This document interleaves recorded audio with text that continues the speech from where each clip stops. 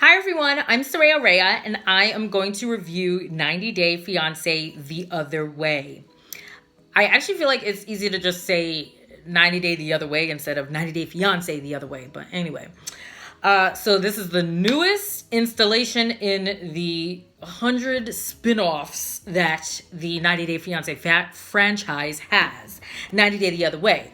So obviously the couples that come together, it's an American and then someone from another country. But in this series, the American goes to the other person's country instead of trying to get a K1 visa to bring their beloved to America. So first up, we have Sumit, who is 30 years old, and Jenny, who is 60. Jenny is from Palm Springs, California, and Sumit is from New Delhi, India. Okay, so Jenny starts, she's the one that leads out in their segment, and she basically shares with us that she was married for 15 years, had a family, had kids. She said that her spouse, decided, who I'm assuming is just the father of her children, he left her, decided one day to leave her, and and the marriage was done with. And anyway, so years have gone by, and one day she gets a message from this man named Michael Jones. Michael Jones is fine. All right, homeboy got abs upon abs upon abs, and he starts communicating with Jenny. She describes him as being somebody, she said, I think she said like an Englishman or something. I don't know if she literally meant somebody from England or if she just meant European. I'm not sure. But she said that he contacted her and she was wondering like, why would he have interest in me or whatever? And anyway, so they communicated for a while, and then finally Sumit emerged from behind Michael Jones because Michael Jones doesn't exist. Michael Jones is a composite of Sumit and his catfishing abilities. So basically, Sumit is, this guy in India who works at a call center. He expresses to us that he has a hard time meeting girls in India because he works nights in India and therefore just can't meet anybody very easily. So he says that he found he found himself communicating with people that were awake during his time zone, which according to him were Western girls. Now, later on, he does also admit that he's always liked white girls. Sumit, I see you. So he, his Western name that he has to use for his job is Michael Jones. So that part was technically true, even though that is obviously not his true identity. And then he then just used this fine man's picture to essentially catfish and reel Jenny in. But he came clean, let her know that, his name is actually Sumit and he's from India, he's 30, he don't got no abs. But he sent his picture to Jenny, and Jenny was still smitten. She thought he was adorable. And at least the communication between the two of them was genuine. I mean, he was the person behind Michael Jones. So they continued to get to know each other. And Jenny explained to us that they communicated for a year and a half. And then finally she said, nope, we're not going to continue this. Like, I have to meet you in person. We have to see each other. We can't continue to go on like this. So this is what I actually liked about Sumit.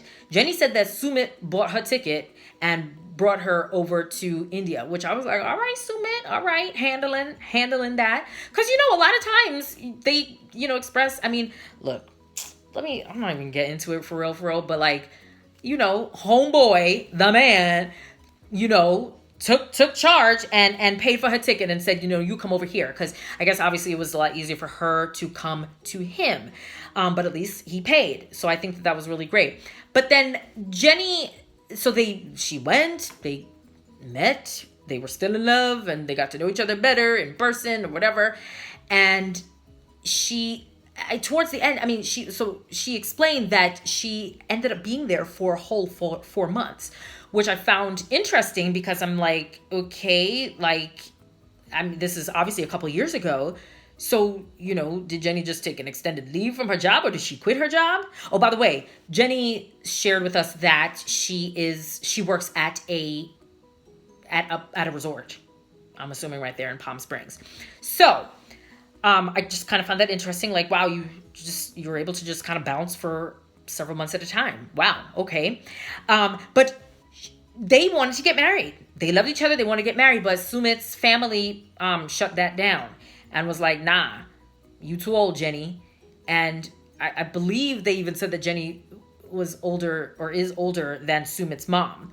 So yeah, I could understand how that would feel uncomfortable for her. So, but anyway, they continued their relationship. Oh, and when they talked about the fact that they did not get married because Sumit's family did not approve, Sumit, in his interview, became very emotional, started crying. And to be honest, I can't remember other people in 90 Day crying in their interviews truly, but if there ever was anybody who did, I really, really feel like Sumit was like legit 100% genuine. Like, eyes red. I mean, the tears welled up first and then fell. So yeah, like he was smitten. And even Jenny seemed to get choked up when she, was reminiscing on that time.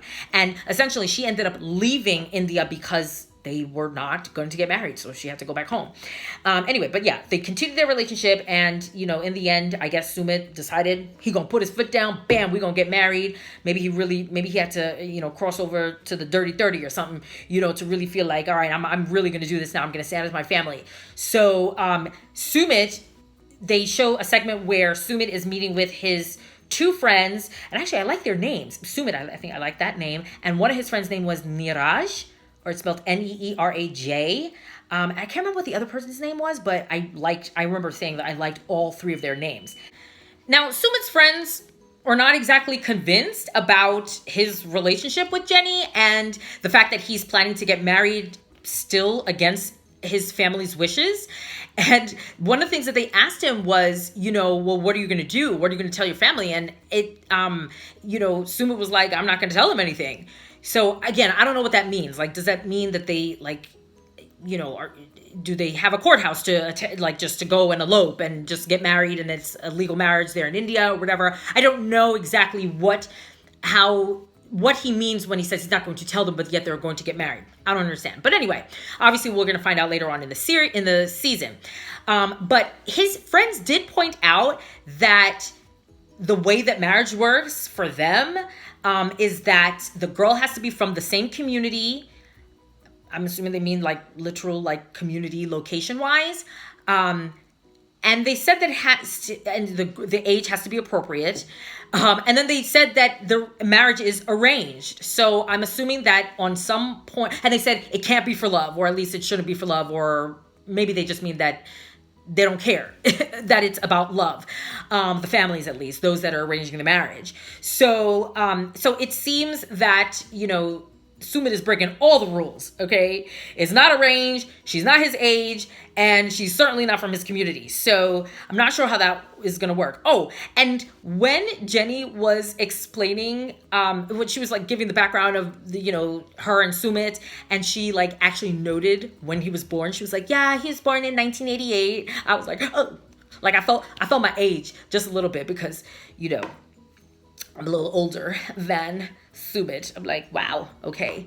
Anyway, but now the thing I think that shocked me the most about this couple, or particularly about Jenny, was that she went to a financial counselor at one point, and I guess she wanted to find out, financially how she would be able to live and survive in India.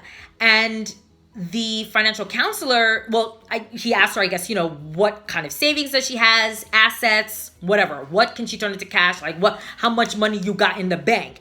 And, I love my 90 Day people. Like 90, they're real honest. Anyway, so she basically said like, oh, I have $6,000 in savings.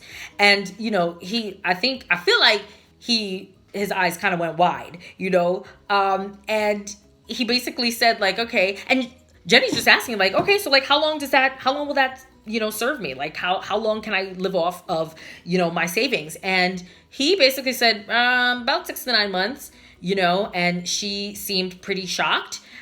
Clearly, I don't know if I don't know what she thought. Jenny, what did you think? Did you think that was going to serve you years, or at least a year, or what? I don't know. I mean, obviously, $6,000, depending on where you go. Maybe there are other parts in India where 6,000 would go a lot further, but clearly not in New Delhi. At least not according to that financial counselor. Like he, obviously the cost of living must be what it is. That's not going to last you very long. It actually sounds pretty close to places here in America where 6,000, depending on how much your rent is. Let's say maybe you get a 1-bedroom studio or something for like 700, whatever. That's not going to last you very, very long. So she knows that she's going to have to work. Now, the other thing that she was hopefully banking on was the fact that her Social Security, either she can just take her Social Security now at age 60, or that it'll kick in maybe shortly after or whatever. I don't know. I don't know how many years she's worked into, to the system. And to be honest, I'm not really sure how it all works. I'm clearly not there yet. So, she, but then the financial counselor let her know that she will not, or likely, or has the understanding that she would not have access to her Social Security if she gives up her American citizenship. Now, unless I missed something, I don't remember her saying that was the plan, but I don't know if that's necessarily required for our 90-day the other way folks.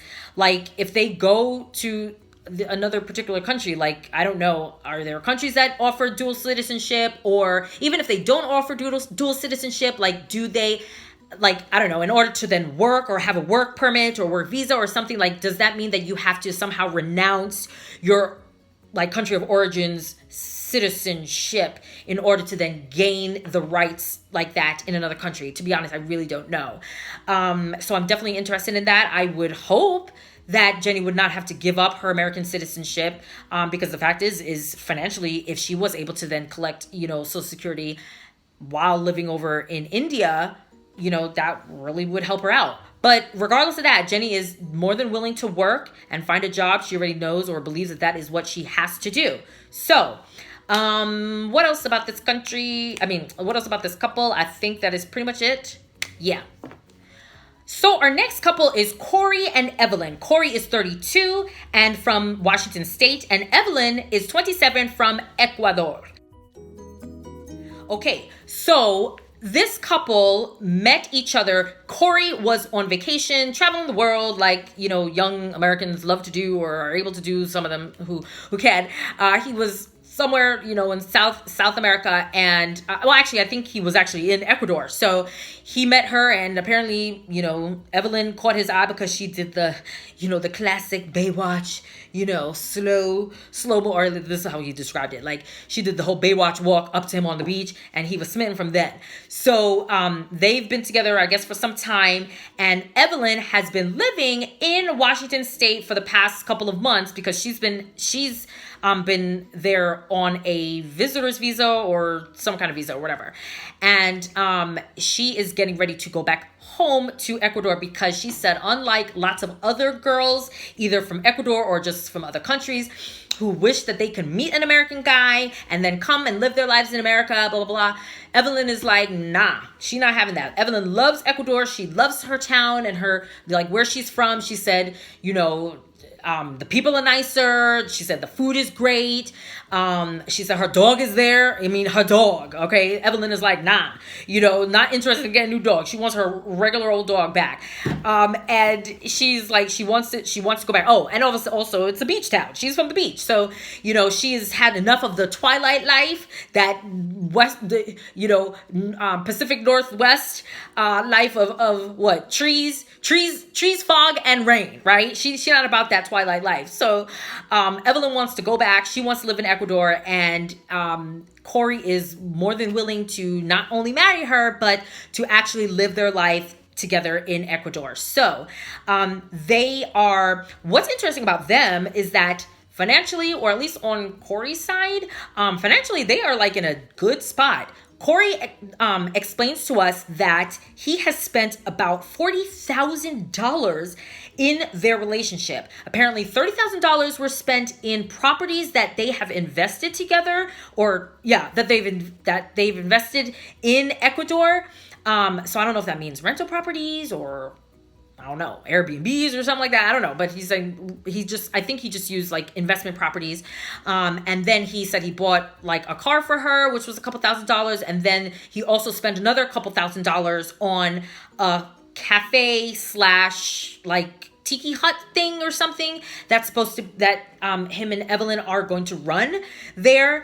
So I actually thought that was really cool about this couple, that they pretty much have like a plan as to how they're going to live out their marriage, financially they seem to be really good, so, and Evelyn is also about like the man is going to provide, so that's really interesting. Oh, and actually about Evelyn, the thing that I really like about them is that she is, even though the whole show is showing the Americans going to another country, but she is definitely expressing like, I'm not trying to go to America. Like, she is saying, like, I like my country. I like where I live. Because the person that we typically get on 90 Day or any of the 90 Day franchises is somebody that, is running away from their country at full speed, even though they love their family. And even if they may love their country, they just are just like, nah, this is not the life. I need another opportunity. I need to be able to get to America, make that harvest the American dollar. You know,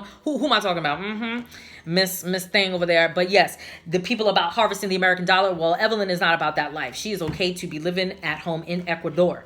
But yes, Corey definitely is supporting them financially. And actually, right before she left, they went to some clothing store. I don't know if it was a boutique or just a kind of just store. And she was buying clothes for like her mom, her sisters, cousins, a bunch of people, grandma, I think. And the bill ended up being like $700, which I was like, what kind of store was They are both Christian. So this is a devout, religious couple. They're both Christian. Corey is Mormon. Evelyn is not. And she wants nothing to do with Mormonism. Like, she ain't trying to convert. Corey definitely asked her, like, would you ever consider, which obviously was for the cameras, because clearly they have had this discussion, I'm sure, multiple times. And homegirl was like, nah. Okay. She's lucky that she was even open to be in a relationship with you, which I actually find really interesting. Like, to have such a strong feeling against a denomination or a particular faith, I guess what I don't understand is, and to know that you are a particular person with your own beliefs and own devout faith, I just wonder, like, how does that work? Like, what choices or thoughts do you make to say, like, oh no, I could be in a relationship with you, but like, I want nothing to do with your faith? And actually, Evelyn specifically said in one of her interviews, she said she actually hopes that Corey walks away from Mormonism altogether. Okay, so clearly she does not think that is the business. She is a believer in her way, but is not convinced about the Mormon thing. At the very least, I don't know, she still thinks that they're a cult, but she said that growing up she had heard that they were a cult and clearly must have believed that. But she did note that Corey and his family members and perhaps other Mormon people that she has gotten to know are good enough or cool enough or fine enough that she is okay interacting with them and living her life around them, to the point where she has been in this relationship with this Mormon man and is open to living the rest of her life with him. The other thing that makes this couple kind of be at odds is the fact that she does not want children and Corey definitely does. No surprise there. So, I think regardless, having nothing to do with like different cultures or backgrounds, people living in different countries and whatnot, when a couple can't agree on that is tough, and it's like, who's to budge there? There is no compromise. You can't compromise and say, all right, well, if we just have one kid, then that's fine.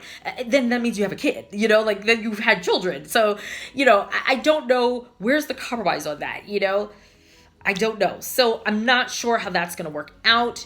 The thing that really concerned me was, or that I really didn't like, was when Corey had to describe what it was like when he first went to Evelyn's town. He described it, and I have a quote: "It was covered with pigs, very scary, and very third world."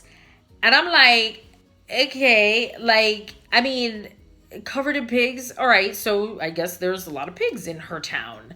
But then, the whole very scary, very third world, like, and I just wonder, like, does he say these things to Evelyn? And what is she going to think when she hears him say that, in the interview? Because remember, Evelyn wants to go home, and it's not even like she wants to just go back and live anywhere in Ecuador. Like, it sounds like she is fine living where she grew up. Like, she is okay with her pig covered town. So, I mean, I feel like I would be a little bit, offended to hear, my beloved talking about my hometown and clearly where you want to live. Okay, then we have Ronald and Tiffany. Ronald is 28, Tiffany is 27, and Tiffany is from Frederick, Maryland, and Ronald is from South Africa. Well, first of all, Tiffany definitely could have been on another TLC series. I think the show was actually called I Didn't Know I Was Pregnant, right? I think that was the actual title of the show. And the reason is that Tiffany did not know she was pregnant until the day that she had her son, who is now 8 years old. She said that she had no signs of pregnancy. She said she continued to have her period. She felt no kicking, like no movement. She apparently did not gain any particular amount of weight. And she said it was just the day that she went to labor that she started to have these horrible, horrible pains, and went and, didn't know what was going on, went to the emergency room and basically found out, oh, you are 10 centimeters dilated. You about to have a kid. So, she was completely shocked. And then she even noted that, like, her mom thought up until that time that she was still a virgin, that she was not, or whatever. And it seems like she wasn't even with, like, her son's father even at the time of his birth. So anyway, she said that she contacted his father and let him know, like, oh, surprise, surprise, like, I had a kid. Sorry, I didn't know either. But asked him, do you want to be involved? Because she's like, you're either all in or not at all, which I feel her on that. I think that's a great way to look at it. And she said that he decided not to be, involved. So, but she seems to be like a good mom. Like, her family loves her son. He seems to be a really cool kid. They really seem to really enjoy each other's company. And, they definitely seem to have a really endearing relationship. So I thought that was really cute. But at some point, a couple years ago, Tiffany went on a trip with a friend of hers to South Africa, and that's where she met Ronald. Actually, she says his name kind of like sing-songy, like Ronald, a couple times. Like, she said it like that, so I kind of find it kind of interesting. But yeah, she went to South Africa, met Ronald, and, they basically fell in love right away. Classic 90-day, whatever, right? So, but they hit it off right away. And 6 months later, she returned to South Africa, and that's when, to visit, and that's when he proposed. Now, so they seem like a cool couple, right? Well, then, of course, everybody got a secret of some sort. Well, Ronald's secret is that he has a gambling addiction. And presently, he is still in rehab.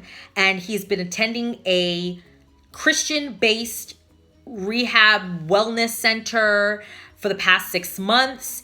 And apparently he is, like, 8 days after his program is completed is actually their wedding date. So it's like boom, boom. Yeah, so I find that to be both interesting and concerning. Tiffany said, I mean, everybody kind of has these lines, right? Like, Tiffany said that her heart and her brain told her that, this is the person for her, so you don't just, like, walk away from somebody that you love. And, so, I mean, I get that. I do. But, the thing is, Ronald has been, I think he's been in rehab more than once. He definitely has a lengthy criminal record, although Tiffany does share with us that he was not convicted of anything. One of the charges, he was charged for armed robbery, but she apparently said that like it came out that he was either not there or he was not involved or something. I don't know. So I guess those charges were dropped, but he was charged with armed robbery, but I think he also had a couple DUIs. I think he was, I get, but he also did steal from his own mom, and he reported himself. One thing about Ronald is that he's open about his past. He's open about his struggles, which is why he checked himself actually into this last stint of rehabilitation. So he definitely seems to be open about it, which I think is great. But but I mean, these are serious things. Like, he talks about how he stole from his mom, and this was not like a little thing. He also did lose his job at one point. So I don't know if he lost his job like right before this last stint of rehab, but at some point he has lost his job. So this addiction, gambling addiction, amongst the other things that he's been involved with criminally, has severely impacted his life and the stability of his life. So,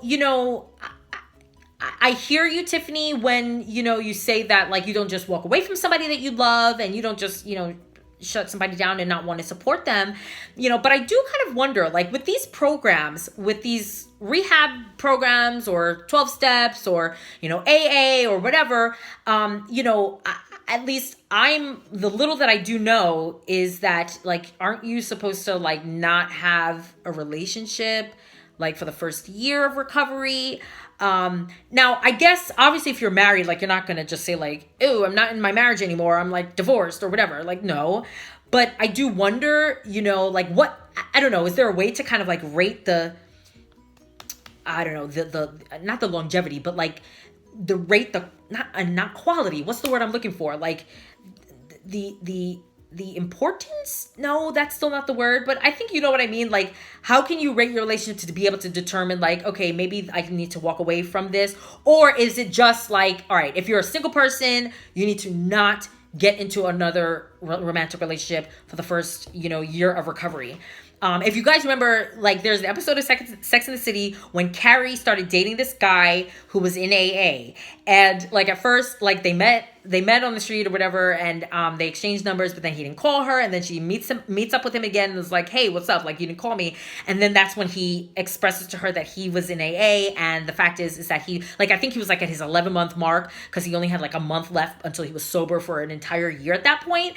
And one of the things he said to her was, like, he's not supposed to be in a relationship, for this first year, because because that likely would impact, the stability of his sobriety, and, could easily put him back in a position where somebody else could be an enabler, and, things can just go downhill, whatever, right? So I don't know. I just wonder about that. Like, I mean, to me, even though, like, let's say that they were in a really good and close kind of relationship, but to me, it's like, it still was a kind of relationship in that they were not living together. They weren't living around each other. They were living in two separate countries. So I feel like there's still a quality to the relationship that I felt like, maybe both of them could have said, like, even if they said, hey, let's meet back up in like a year. And yes, you never know. Like, somebody could always get into another relationship, particularly Tiffany, because she is pretty much the free agent here. But I just feel like if you really kind of love that person and really care about that person and really want the health of your relationship to have the best chance, I feel like, wouldn't you want the best chance, which is like, yeah, like, maybe we shouldn't be together. Maybe I should take the time during these 6 months, obviously, of being in recovery, and let me just focus on me. And maybe, who knows? I don't know. Maybe the past 6 months, maybe they really haven't been that, well, no, I'm not going to say that. Whatever. They're together. They're getting married. Homegirl just went for her final fitting of her wedding dress. That's a serious relationship, obviously, right? So I just feel like, I'm concerned because there's a child involved, particularly, and this would be Tiffany moving to South Africa. Obviously, she's open to Ronald moving to America, but the issue is that he likely would not have his K-1 visa approved, or even if she were to go to South Africa, marry him, and then apply for the spousal visa. It sounds like either way, he probably would be rejected and denied because of his criminal background. And actually, they remind me of the other 90-day couple. I don't know, you guys remember? I want to say the woman's name was Rachel, and the guy, she was from like Albuquerque, New Mexico, and her fiance, who she then did marry, I think maybe his name was John. He was from England, right? Yes. And his whole thing was that I think they did apply and it didn't go through, right? I think that was the issue with them. Yeah, because he has a criminal background. He got into a bunch of fights, like 50 fights, right? So yeah, I don't know. So we'll see what happens with them. Okay, and last but certainly not least, we have Paul and Karini. And okay, so Paul, 35, and Karini, actually I don't know what her age was. Sorry, I forgot to write that down. But I feel like when they, like their first season, she was like 20, she was young. Like she was 20, maybe 21, I think. So maybe she's like 23, 24 right now. So, because I think Paul said that they've been together for 2.5 years. But yeah, so they are our lone 90-day veteran couple that is in this new series, 90 Day the Other Way. So, Paul and Karini. Paul, bulletproof vest Paul. All right, so Paul, one thing that Paul noted was that when he went to visit Karini for the first time, that was his first time outside of the United States, like traveling outside of the country, which I feel like was actually pretty significant given that he went to the Amazon of all places, you know? And, if you guys remember, like Paul, obviously he flew, then it was like bus and then, boat, okay? Like literally to get to where she was, like boat was the last form of transportation in order to get to Karini's hometown, all right? So now that was quite a ways away, all right? So Paul is definitely has his work cut out for him when it comes to traveling, right? But yeah, so, and actually that would explain his, and I quote, his penis sheath protection bag. If you guys remember, again, from that first season where they were on 90 Day, Paul, remember when they went swimming, like Karini is like, oh, in her little bikini and whatnot. Paul was like dressed head to toe, and like Karini looked at him like really weird, like, really, dude, what are you about to do right now? Because Paul was really afraid of getting some kind of like parasite or something that would go up his urethra. Okay, so hence his penis sheath protection bag, and then he like put on like the full like fishing waters pants or whatever those things are called, the things that like people wear when they're fishing and standing in the water so that they're just not like soaked, right? Like the rubber pants feet thing, like that's what Paul went swimming in or whatever, like head to toe. It was ridiculous. But anyway, so Paul, okay, so what's going on with Paul and Karini? So blah blah blah. So they've been married, and Karini is currently pregnant, 6 months pregnant. They unfortunately experienced a miscarriage, I guess some months before, and then like right before that pregnancy, like Karini was trying to get out of the marriage. She wanted a divorce because Paul apparently ended up being a little bit controlling. He didn't like the fact that she was talking, or I guess she would respond or comment on, I guess, her friends' pictures on the internet, on the interwebs. And I guess like guys, he didn't like that she would comment on guys' pictures, and he was not about that. And she just felt that he was he went overboard, and she wanted out. But then she got pregnant, so then that went on hold. And then also because they experienced a miscarriage, they seemingly repaired their relationship and got back together, whatever. Then apparently she I think, well, I don't know, maybe Paul knew before, but she then shared with America at their tell-all that she was pregnant. And Paul, in true Paul fashion, said, oh, we need to get a DNA test. Really, Paul? And the host, she was like, really, Paul, like, would you really do that? I mean, this is your wife. Like, why are you doing that? Like, I know before they like slept together, Paul had Karine go to the clinic to get, tested for STDs and whatnot or whatever, which Paul, that's fine. I feel you on that. But like, just to be able, I mean, this is not even like the first pregnancy. This is the second pregnancy. And, and yes, he's been in America, but she found out, I think Paul found out a month after leaving Brazil that she was pregnant. But, it's like, yes, like, so I don't know. So that was kind of ridiculous. But so the idea is, well, Paul is first trying to see if he could apply for a spousal visa to bring Karine here before the baby is due. But he went to meet with, I don't know if it was an immigration lawyer or whomever. He met with somebody, and that person basically let him know that in order to apply for the spousal visa, the American needs to make at least $26,000 to be able to obviously say that you can support your spouse. And Paul's, eyes basically bugged out, because he says that he only does odd jobs, and clearly all of that is not adding up to a whole $26,000. So, and so he would essentially need like a co-signer or co-sponsor in order to be able to apply for this visa. So he basically asked his mom, and Paul's mom is like, nah, hard pass. And she basically says, like, I didn't agree with these choices that you made. Paul basically tries to kind of guilt her in a sense and say like, well, this is your grandchild, and this is your daughter-in-law and whatever. And like, you're basically choosing not to support us, to be able to bring them here to America. But, to be honest, I feel mom. I'm kind of team mom on this, because the fact is yes, that is her daughter-in-law.